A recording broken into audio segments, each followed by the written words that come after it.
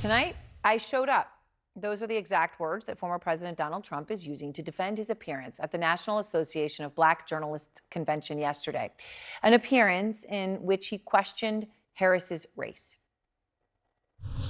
She was always of Indian heritage, and she was only promoting Indian heritage. I didn't know she was black until a number of years ago when she happened to turn black, and now she wants to be known as black.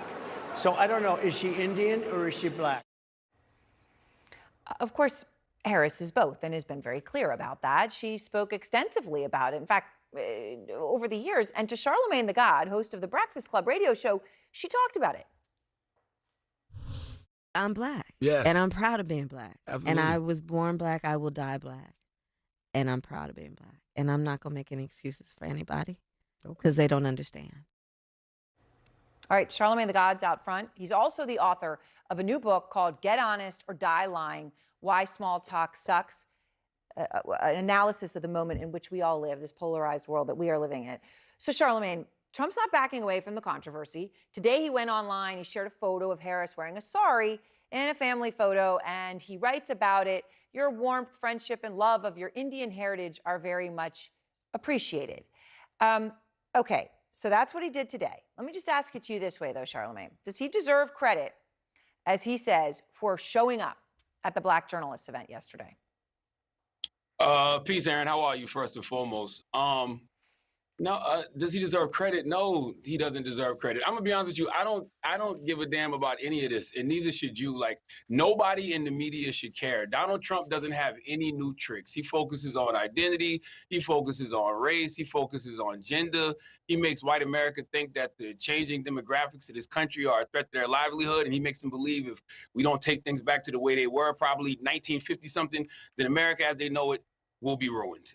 It's just a distraction. Like Public Enemy had a album called Fear of a Black Planet. Trump tries to scare people with the fear of a black and brown America, and we have to stop falling for it.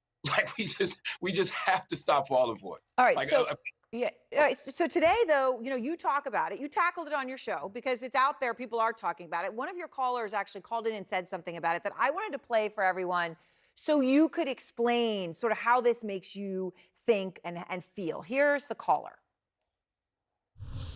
Man, to be honest, Kamala Harris, she already said that she wasn't black. It's all over everything. She done had interviews.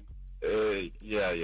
I understand. But she already said that she's not black. She identifies as an Indian. When she was running and she did all of that at California. Yes, she has. No, she hasn't. Yes, she has. Listen, have you ever read her book? No, I don't read. I won't. Say what now? In her book, she specifically talks about how, her mom definitely instilled her Indian heritage in her, but also told her she was a black woman and raised her to be a proud black woman. They have an interview. She has a verbal interview with a white woman, and she says that she is not black. She is Indian.